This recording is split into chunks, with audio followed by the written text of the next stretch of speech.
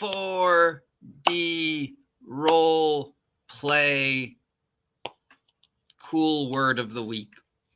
You heard of this? You've heard of this. You may be like, I've never heard of this. You've heard of this. So this is one of those things that was a catchphrase on fire throughout the role-playing world a couple weeks ago, I guess. And then it pittered away, and now it seems to be coming back. 4D role play and how you have to 4D, and people are like, you have to watch Mr. Max's video about 4D role playing. It'll completely blow your mind. If you don't adopt this play style, you're a fucking loser, OGGM. Everybody is gonna be doing this. And you know me, boys and girls, the second somebody says that to me is the second I'm like, no. Aren't you the same people that told me I had to buy Adventure Conquer King's 2nd edition and I had to buy Castles and Crusades, or I wasn't cool? Yeah. So I checked it out. I watched Mr. Max's video and I watched a few other videos and I was like, wow, this sounds amazing. I don't know if I've ever actually seen it work 100%, but it sounds amazing. And also it sounds really familiar. Like I've heard it before, seen it before. So basically, this is just a take on immersive role playing and player character focused role playing, or as what the new kids like to call player agency, which is trying to adopt you are interacting with the world. You're telling the story at the exact same time with the DM. You're taking some of the weight off the DM's shoulders by just throwing things in there as your character would perceive the world and hoping the DM agrees.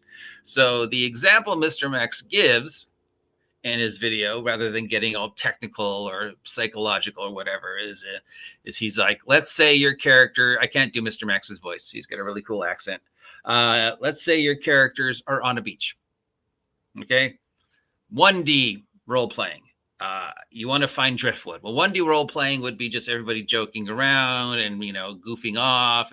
Typical beer and pretzel style. Driftwood, somebody would make a joke about, I got your drift right here, stuff like that. But basically it's like, yeah, driftwood, beach, whatever. I'm on a beach. I assume there's probably driftwood. And we're just joking about it because we're pals and we're playing and it's beer and pretzel.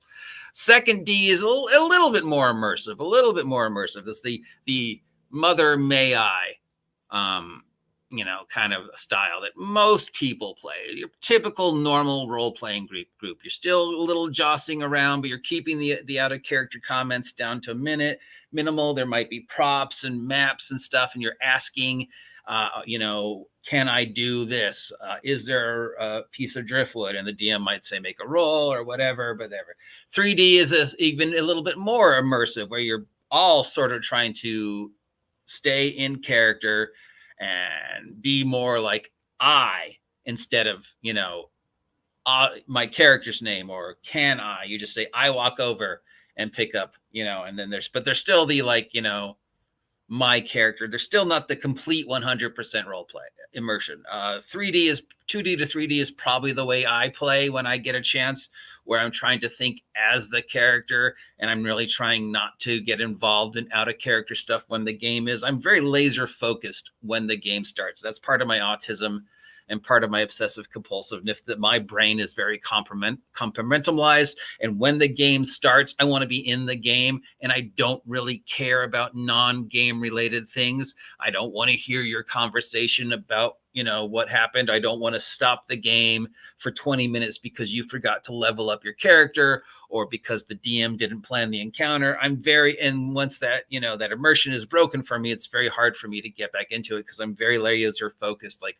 I've only got a chance, I'm like, I've got one chance, maybe a month to play, right? And that's going to be maybe, if I'm lucky, 3 hours. So I want that 3 hours to be game time. So that's kind of, I think I'm pretty much somewhere between the second and third thing. But it's still, there's dice rolling involved, and there's still question asking, Then the 4D, he says, in regarding the driftwood, is you just bend down and pick up the driftwood. You're on a beach, and you're not going to even bother your character. You're totally immersed, and you're just like, I just pick up a piece of driftwood because I want to start a fire. And I walk over, and So that's it. You're totally immersed. Everybody in the table is totally immersed in the character, in telling the story, and you're working with the DM, and the DM has got this very much player advocacy, yes, you can mentality with you. The only way it works is, of course, if everybody at the table agrees to be tuned in at the exact same time into that 4D immersion, which, of course, we know is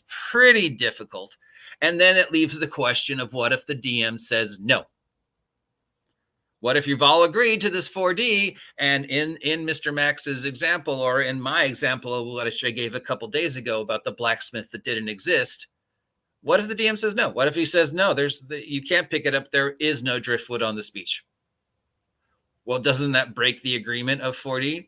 What if in the scenario when they were like all immersed in trying to find the blacksmith where I didn't have a blacksmith, I said no, there is no blacksmith. No. Screw the 4D. I say no. And, I've had that happen to me where people, I've just run up to a totally immersed, play your character, but bam, no. Oh, here's something that's thrown in that just is a brick wall that your character cannot do. Well, what about 4D? What about the whole immersion? What about the player advocacy? What about putting me in situations where I can do these things because it's something my character would do, and we all agree on the physics of this world? And now you're telling me, wait, no, you can't? Doesn't that sort of ruin the immersion? Doesn't that sort of ruin the 4D? I mean, 4D can work, but not, I've seen it. See, this is where I go, wow, I've heard this before. It sounds really familiar. And this is not a new thing. Because of, well, this. Anybody remember this? Amber Diceless total immersion role-playing game? Huh? No? How about anybody remember this? Theatrics total immersion role-playing system.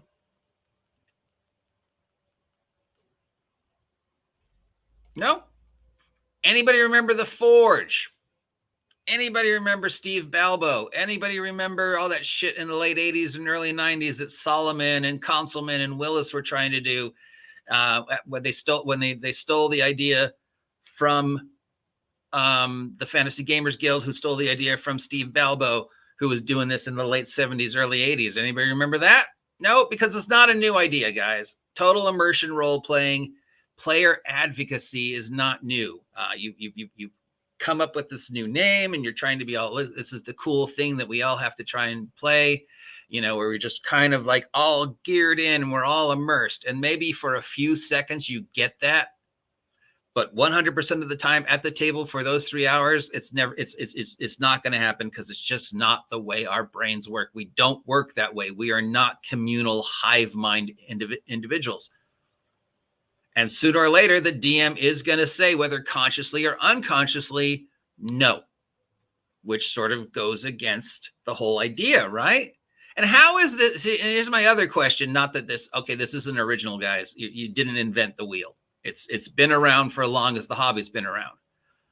Steve Balbo, way back in the late 70s, early 80s, 1984, when I'm hearing about this at the Fantasy Gamers Guild, and then a few years later, I run into these people who are using the Forge, and they're using player points and immersive role playing and stuff like that. And I'm like, isn't this Steve Balbo shit? And then I find out about Amber Diceless, and I'm like, wait, isn't this just the same thing in Amber Diceless?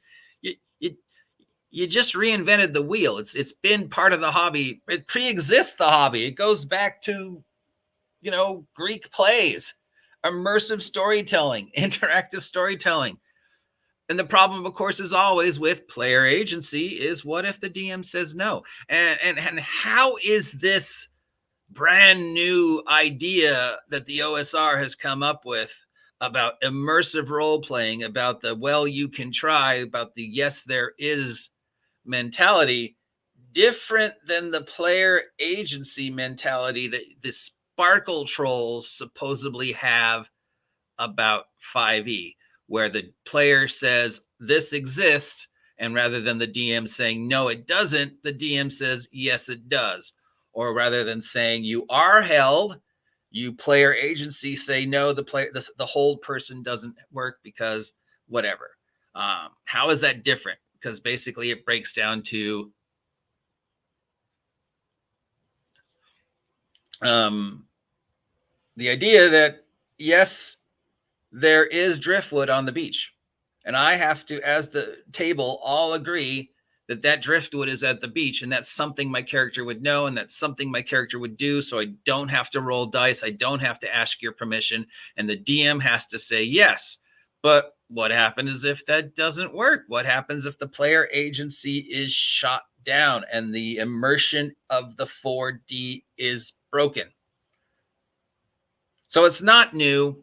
It's not unique. It's not original. It's just something that's been tried before. It dates all the way back to Greek plays and interactive storytelling. And it's just, you know, it's just interactive storytelling with game rules.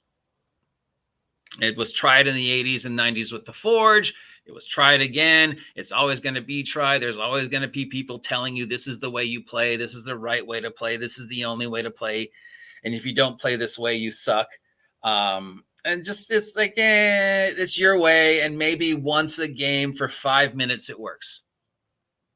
But consistently, 100% of the time, every game, no, it doesn't work. It didn't work with Solomon.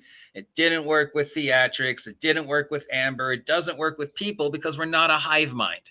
We can't always get on the same page. We literally are built to be individuals. We all perceive things differently. We all remember things differently. This has been scientifically proven that 5 people will see the exact same series of events and describe it completely 5 different ways. And every one of them might miss something, right? That's why it's so hard to like identify bank robbers and stuff, because nobody remembers the event as it was, you know, happened. They remember it as they perceived it. So yeah, a couple weeks ago, this became a thing. And yeah, I got one of those little email letter comments like this one here. It wasn't from this guy because he's fucking awesome, but it was from somebody else. And the whole thing was, you know, you got to watch this video. You got to adopt this play style. This is what all the cool kids are going to be doing. And if you don't, you suck. And I'm like, how is this different than the 5e player agency? Because 5e player agency says, yes, there's driftwood on the beach. And this says, yes, there's driftwood on the beach. And it all basically breaks down to the DM agreeing with you that, yeah, driftwood being on the beach would be a thing. I'm not going to make you roll. You just told you pick it up and go. Unless, of course, like me, where you run into the experience where the DM decides, no.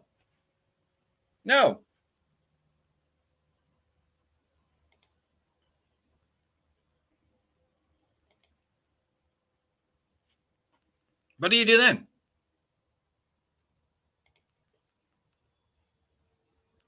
Anyways, I don't want anybody to think I'm shitting on Mr. Max or this style of play. I just, my usual sarcastic old fuck, you know, I'm just like, hey, this is new. This is not new. It works maybe 10% of the time, but it doesn't work all the time for all people. And to tell people that they have to play this way or else, you know, I'm going to rattle that cage. You guys you should know by now, especially in the past year, that the second somebody tells me I have to do this because all the cool kids in the OSR are doing it, is the second I'm going to go, yeah, no, I'm not going to do that. And no, it's not an original idea. Anyways, the link's down below if you want to check out Mr. Max's video. Again, I'm not saying anything bad. I don't want anybody to say, oh, you're pooping on Mr. Max and you're pooping on these guys. I'm not. What he has to say is worth listening to.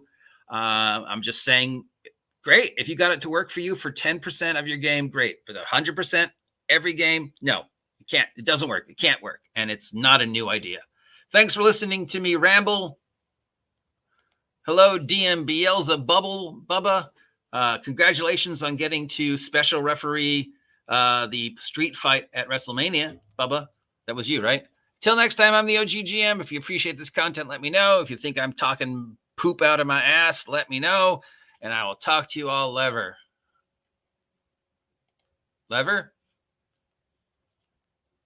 Later.